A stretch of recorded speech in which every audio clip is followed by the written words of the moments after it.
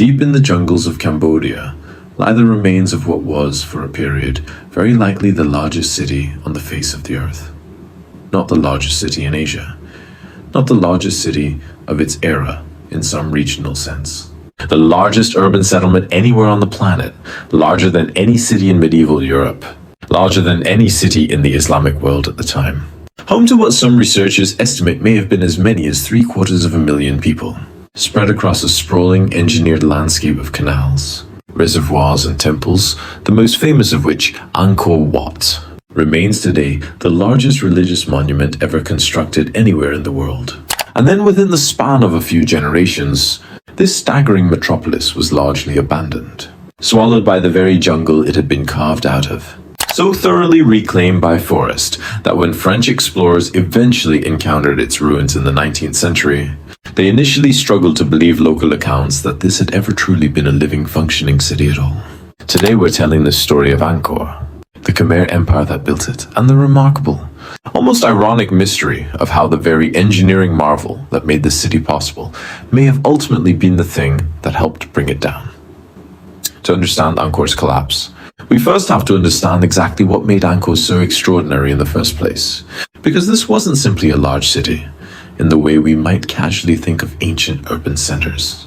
Angkor, located in what is now northwestern Cambodia, served as the capital of the Khmer Empire, a powerful civilization that dominated much of Southeast Asia for roughly 6 centuries. From around the 9th century through the 15th century CE, at its peak, generally considered to fall somewhere in the 12th and 13th centuries. The Khmer Empire's influence and territorial control extended across large portions of what is today Cambodia, Thailand, Laos, and Vietnam. Angkor itself wasn't a single densely packed city center in the way we typically imagine ancient capitals like Rome or Constantinople. Modern archaeological research, particularly extensive work using LiDAR laser mapping technology conducted over the past couple of decades, has revealed that Angkor was instead an enormous low-density urban sprawl, covering an area estimated at somewhere around 1,000 square kilometers. An almost unbelievable footprint for a pre-industrial city, woven together by an intricate, deliberately engineered network of roads, canals and agricultural fields, connecting temple complexes, residential neighborhoods, and rice paddies into one enormous, interconnected urban and agricultural system. Population estimates for Angkor at its peak vary among researchers, but many studies place the figures somewhere between several hundred thousand and, by some estimates, potentially as high as 750,000 people living within the greater Angkor metropolitan region. A figure that, if accurate, would make it not just the largest city in the medieval world, but quite possibly one of the largest urban concentrations of people the entire planet had seen up to that point in human history.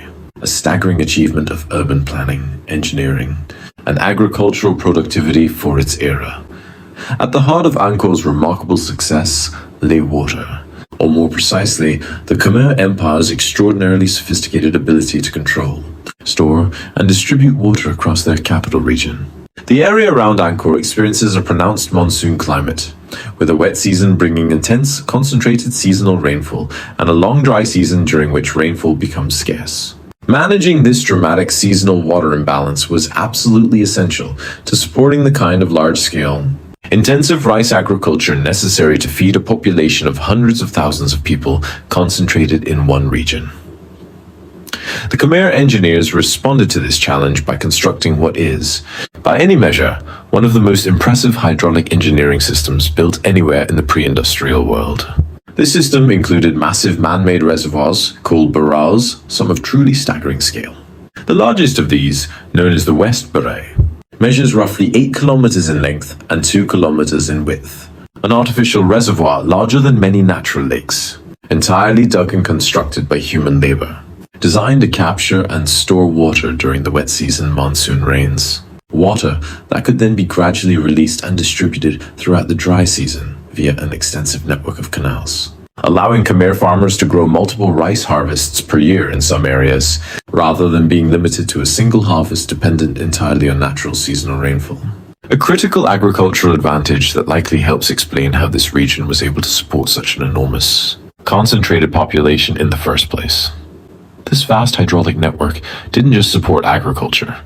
It also connected the city physically, functioning as a transportation system, with canals allowing for the movement of goods, building materials, and people throughout the sprawling metropolitan area. And it held deep religious and symbolic significance within Khmer Hindu-Buddhist cosmology, with many of the reservoirs and temple moats designed to symbolically represent the cosmic ocean surrounding the mythical Mount Meru, the center of the universe in the Hindu and Buddhist cosmological traditions that shape so much of Khmer religious architecture and urban design. And this brings us to Angkor's most famous surviving monument, Angkor Wat itself, originally constructed in the early 12th century under the reign of King Suryavarman II. Initially as a Hindu temple dedicated to the god Vishnu, before later transitioning to Buddhist religious use as the broader Khmer Empire's dominant religious traditions themselves shifted over subsequent centuries. Angkor Wat remains to this day the single largest religious monument anywhere on Earth. Its central temple complex surrounded by a massive moat measuring roughly access exceeding 1.5 miles in total perimeter. Its central towers rising over 200 feet.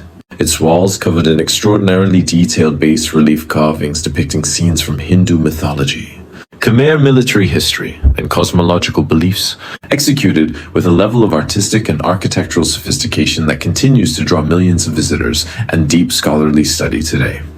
But Angkor Wat, remarkable as it is, was just one of literally hundreds of temple complexes constructed across the greater Angkor region over the centuries of Khmer imperial power, including the enigmatic Bayan Temple, famous for its dozens of massive, serenely smiling stone faces, and Ta Prohm, now famous in its own right for the way massive jungle tree roots have grown dramatically over and through its stone structures in the centuries since it was abandoned. An image that has become almost as iconic as Angkor Wat itself in popular imagination. So we have, once again, a picture of an ancient civilization operating at a genuinely staggering scale. The largest city in the medieval world, sustained by one of the most sophisticated water management engineering systems constructed anywhere in the pre-industrial era, adorned with religious monuments of a scale and artistic ambition that still leave visitors awestruck nearly 1,000 years later. And yet, beginning sometime in the 14th century, and continuing into the 15th, Angkor entered a period of serious, sustained decline, culminating in what most historians consider the effective abandonment of Angkor as the Khmer Empire's primary capital sometime around 1431, when the Khmer court is generally understood to have relocated southward, eventually establishing a new capital much closer to the site of modern-day Phnom Penh, Cambodia's capital today. So what actually happened?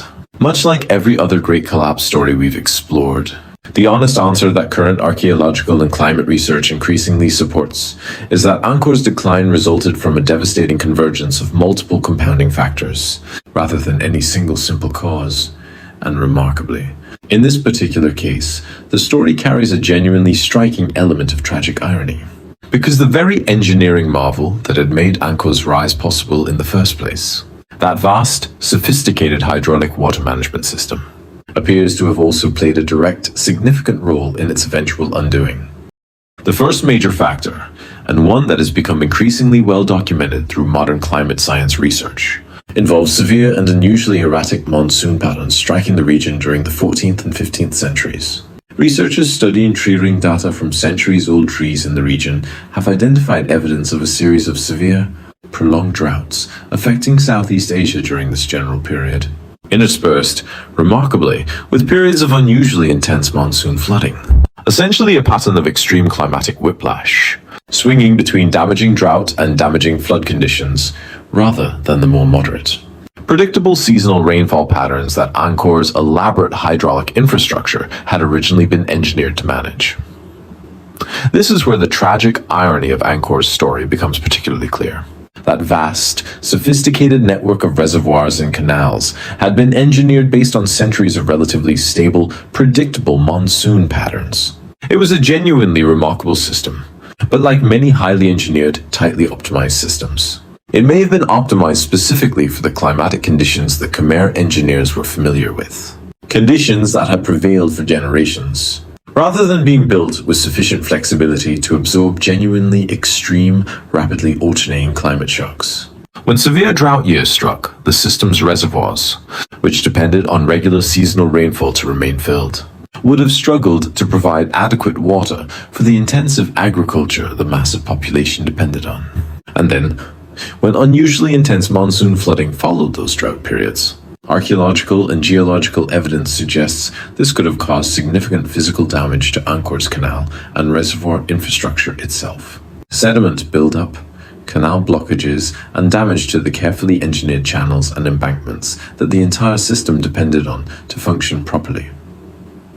In essence, the very infrastructure that had made Angkor's explosive growth and enormous population possible in the first place appears to have become a genuine liability once climate conditions shifted beyond the range that system had originally been designed to handle.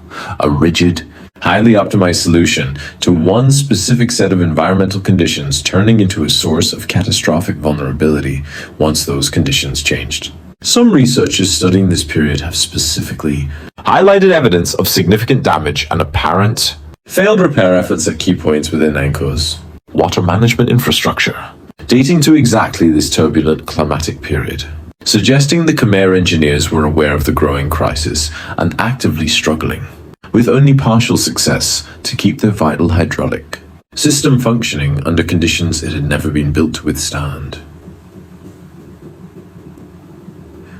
Second major factor involves shifting geopolitical and economic dynamics across the wider Southeast Asian region during the same general period. The rising kingdom of Ayutthaya, based in what is now Thailand, grew into an increasingly powerful regional rival to the Khmer Empire during the 14th and 15th centuries, and historical records indicate multiple military conflicts between these two powers during this period, including a documented Ayutthayan siege and sacking of Angkor itself in the early 15th century. While most historians today generally view this military pressure as more likely a contributing factor, compounding an already weakening, environmentally stressed empire, rather than being the sole or primary root cause of Angkor's decline, sustained military conflict with a powerful, ambitious regional rival would certainly have placed additional, severe strain on an empire already struggling with the agricultural and infrastructural challenges brought on by that erratic climate crisis. The third major factor involves a broader economic and trade reorientation occurring across the Southeast Asian region during this general era. As international maritime trade routes across Southeast Asia grew increasingly important during this period, connecting the region more directly to expanding Chinese and broader Indian Ocean trading networks. Some historians have proposed that Angkor's specific inland geographic location, which had once been a significant strategic and agricultural advantage, may have become comparatively less economically favorable compared to coastal trading centers better positioned to directly capitalize on this growing maritime commerce.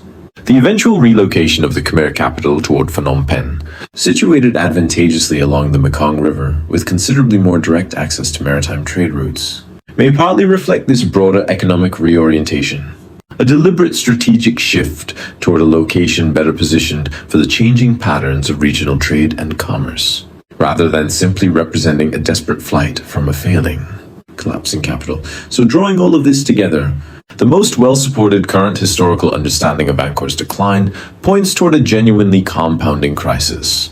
Severe, erratic, climate disruption directly damaging and overwhelming the sophisticated hydraulic infrastructure the entire city's massive population had depended on for its agricultural food supply, compounded by sustained military pressure from an increasingly powerful regional rival, compounded further by a broader economic and strategic shift favoring coastal trading centers better positioned to benefit from expanding maritime commerce across the wider region.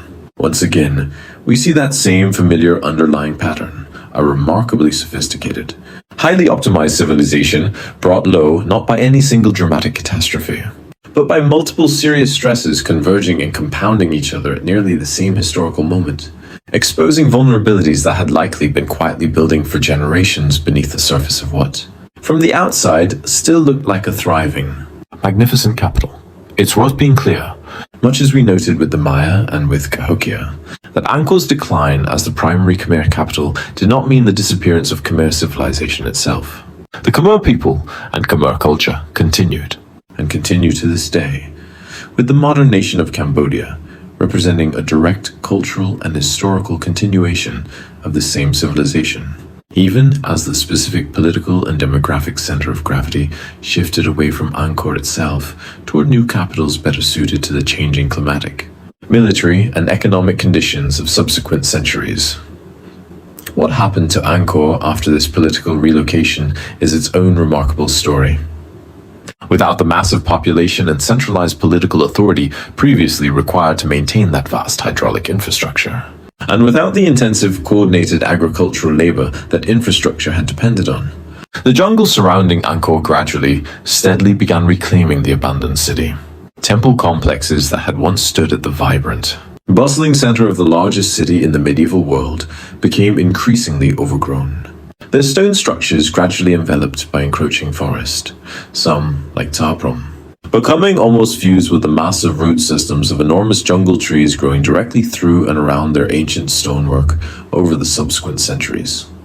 It's important to note, though this often gets glossed over in more sensationalized retellings of Angkor's story, that the site was never entirely forgotten or completely abandoned in the way popular narratives sometimes suggest. Angkor Wat specifically continued to function as an active Buddhist religious site, maintained and visited by Khmer Buddhist monks and pilgrims throughout the intervening centuries, even as the broader metropolitan area around it declined dramatically in population and largely returned to forest. When French naturalist and explorer Henri Mouhot's accounts of Angkor were published in Europe in the 1860s, generating enormous international fascination and beginning the process of extensive Western archaeological documentation and eventual restoration efforts, he was not, in fact, discovering a completely lost, forgotten city in the way that framing often gets popularly presented.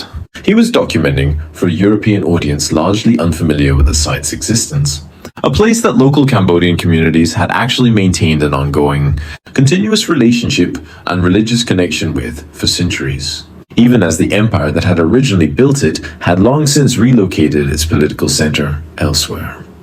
Today, Angkor stands as one of the most significant archaeological and cultural heritage sites anywhere on the planet, a UNESCO World Heritage Site drawing millions of visitors from around the world every single year, who come to walk among the same massive stone temples, gaze up at the same serenely smiling faces of the Bayan, and marvel at the same intricately carved bas-reliefs of Angkor Wat that once stood at the vibrant heart of the largest city the medieval world had ever seen.